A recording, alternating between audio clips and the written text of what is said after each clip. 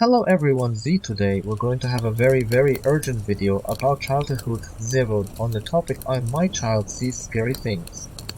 Z, or to phrase it differently, it's I saw scary things in my childhood. For why did I decide to address this topic? Because it leaves huge, indelible memories, even for me. I'd say it deals a big blow to a person's psyche when they experience it in childhood. That means E, for those who grew up seeing something like this as children, Z, they can confirm that it had a lasting impact, impossible to forget. And then for a child going through it right now, it's a very tough experience, see, a source of fear of the formation of those first blocks.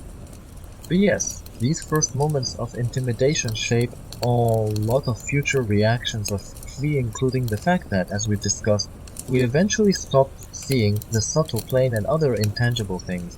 This matters not only for handling fears or explaining the unexplainable to us, but also for our spiritual development. That even adults often see something otherworldly or inexplicable, shadows, mysterious phenomena, and don't know what to do about it. Indeed, it can be really shocking, especially if it starts happening regularly. To say, for example, there's a certain room where something wanders around, and the adult simply doesn't know how to cope or what approach to take. As so for people in that situation, the information in this video may also be helpful. So watch until the end, Z, because even if you've never encountered anything like it, you'll learn how to respond, the possible reasons behind it, see, and you'll be prepared. Otherwise, not knowing how to react or what it all means can become a serious shock, both physically and emotionally, see, and on the subtle plane as well, which is important. So see, let's clarify who or what comes to children, what these entities are, where they come from. So first of all, there are many sources. You, from my experience, I've seen the most common sources behind the appearance of such creatures. So firstly, let's talk about portals. The question is, what are portals? They can be, for instance, certain cartoons that a child watches, especially nowadays, we see loads of cartoons about scary stories and monster like toys with big teeth. So I often emphasize on my channel that those kinds of toys do not benefit the child at all. And I'm not the only one saying this. To many child psychologists and neuropsychologists also point out concerns. To yet some of them bizarrely claim, sure, let kids play with monsters, let them befriend them, but it's as if such experts themselves are controlled by little monsters. Because in practice, we often see that aggressive behavior in children can stem from watching aggressive cartoons. Well, think of something like Woody Woodpecker from years past. It was pushing an aggressive tone. And I remember clearly how they tried to make aggression seem normal or even good. I personally didn't like it too, but lots of children soak it up due to marketing or trends seem cool. Every is not trendy is harmless. So you are what you consume. Fair, so we must pay attention to what we or our kids watch. Those the cartoon highlight goodness. How are good values presented? Sarah, because there's a worrying trend in global media these days, animation included, due to glorify negative, even psychopathic or paranoid characters as oros, something cool. Often children absorb this and think they want to be like that. And that's obviously not good. It's alarming to have a child admiring some famous psychopath. But that's exactly what happens with certain popular characters like the Joker, Harley Quinn, Venom, and so on. The kids see these grim personas, want to emulate them, and then they have nightmares or see these venoms lurking around them. Essentially, demons can reach people through cultural products like movies or shows, than children, who think, wow, that's so cool, might be as symbolically signing a contract with that entity. Then, these spooky creatures show up in their dreams, or even while they're awake. So secondly, let's just discuss physical objects as portals. Another type of portal could be physical objects in the home realm, especially items that carry an occult or esoteric vibe. Supposedly good luck charms or protective figurines, for example.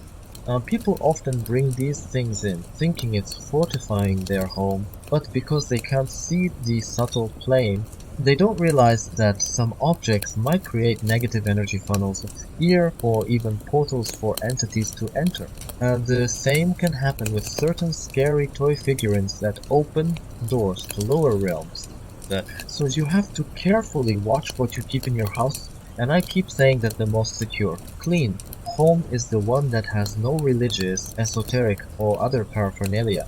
See, as paradoxical as it might sound to some, that's the safest and purest environment. Thirdly, let us examine occult rituals at home. See occult rituals or practices performed at home. See if someone is doing rituals or certain esoteric manipulations, it can easily become a risk factor for negative presences to appear Z or even linger there. So kids are usually the first to see them. The aerial story from my practice, a woman did a regressive immersion into some egregore right in a child's room. So the very next day, the child refused to stay or sleep in that room, insisted there was something not right or scary there and became afraid of it. Then the mother couldn't see anything. She didn't know what was going on at all, but once we investigated, we discovered that right after the mother did that ritual, a dark energy funnel formed in the child's room. And the child actually saw something coming through that funnel and was terrified. Well, this happened because the mother had carried out an esoteric procedure in that space. That's why I always caution that you shouldn't pollute your living space with such activities. Z, if you really want to do that, go somewhere else B, but not your home. Those are the main reasons. If we look at smaller nuances, they tie back to those three categories in one way or another. Gee, so let's talk about why children are the ones who see these scary things most of the time. Like in the example where the mom saw nothing, but the child was terrified. It's because in our early years, many of us still have an open channel to the subtle plane. Well, think of my own children see from what I've observed, they see what I see. See, if there's some entity scuttling around, they notice it though they might not fully grasp what it is. I remember that in my own childhood, I didn't fully realize other people didn't see the world as I did.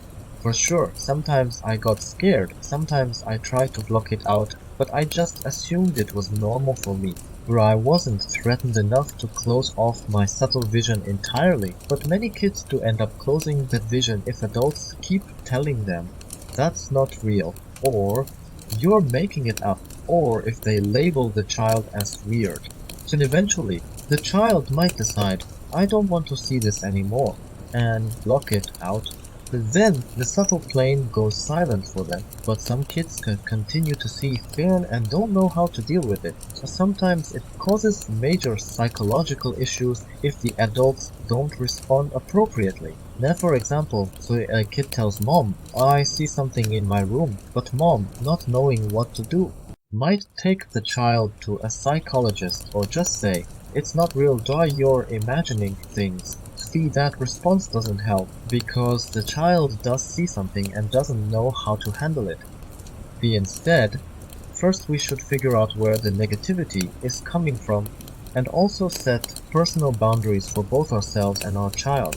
I've talked about personal boundaries at length, including in my club, where I have a big lecture on how to set them, how to make them work, and how to mentally condition yourself to form those boundaries. But you can find that content in the Sunny Club, along with deeper Q&A and personal recommendations. So if you're dealing with an urgent situation in your home, the Sunny Club is the place where you can get lots of supportive tools and advice on what to do. And the goal is to stop the child's fear of the unknown as they help them regain their inner strength, SD, and preserve their subtle plane vision. Because if they have it, there's a reason for that. So we want them to learn to handle this gift in a constructive way rather than simply shutting it down. It's also worth noting that, besides scary quackzebras or ominous entities, a child may see positive things on the subtle plane deceived, such as guardian angels or the souls of deceased relatives. I've shared my personal story in a recent video about communicating with the dead. So when I was in second grade, my grandmother died. and it was one of my first experiences interacting with someone who had passed away. A child with open, subtle vision can perceive guardian angels, nature spirits, or the spirits of trees, for instance. But it's important to differentiate between dark entities that mean harm and light presences, the child's own guardians. Generally, you can tell by the energy the child describes. There, if a child says, "It wanted to eat me," soup that indicates the entity is radiating harmful intent. It's not random fantasy, the child is picking up on negative signals. Then that's different from an angelic or friendly presence which radiates positivity. So sometimes, however, dark entities may pretend to be benign. You might see situations where a child has an invisible friend they aren't afraid of, but you need to ask, what is this friend telling you? How does it behave? How do you feel with it? So, because if it's a truly positive being, it'll never encourage bad or destructive actions. A dark one might manipulate the child subtly. So you have to gather information from the child about how this invisible friend influences them. So, Oscilla, let me give some practical tips on how to react. Whether it's your child or yourself experiencing these manifestations, first and foremost, you must feel your own inner strength. These entities can only hurt us if we grant them that power by being afraid and believing they can harm us. As soon as we decide, "No, you will not harm me," and set that personal boundary, they lose their grip. It's about your willpower. Once you express your inner will, I do not allow you to approach or hurt me. They have no permission. Our will is a huge tool for shaping what happens in our lives and our surroundings. So we can even visualize a protective dome or sphere of golden light.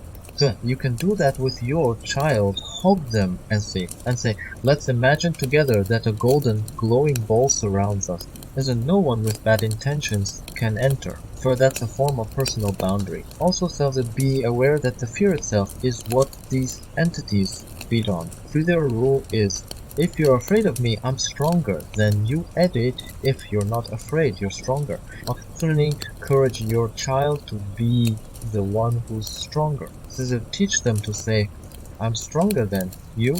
Then there's also a very powerful word.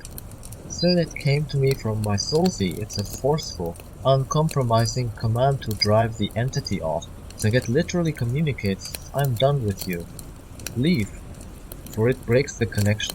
We also need to keep in mind the cause and effect aspect. If a child is being frightened by images from certain cartoons or videos, point that out to them. "Look, you watch such and such scary show, and later you have nightmares. You're inviting that into your life. So maybe stop watching it and it'll fade." Help your child see that they're stronger. Reassure them that mom and dad are here, that mom and dad won't let anything scary come near them. And work together to visualize driving that spooky thing away. Away with you? At the same time, don't dismiss or belittle the child's experience with phrases like, "You're just imagining it," "You're just idiot," or "That's nonsense." Because that's gaslighting and it won't help. Now, if you're an adult, though maybe you're thinking, "My gosh, I wish I'd known all this back then. I closed my subtle vision so many years ago." Ask yourself if you're still blocking it because you're afraid you couldn't defend yourself if you saw something. And perhaps that fear once caused you to shut down the subtle plane. But now you know you can set boundaries and respond appropriately. So maybe it's time to lift the block now that you have these tools. That's all for today. I send love to you, all the hoax. Say thanks for watching. Please like, subscribe, and share my channel. Become a member of my Telegram channel and discuss with like-minded people as a supporting club member.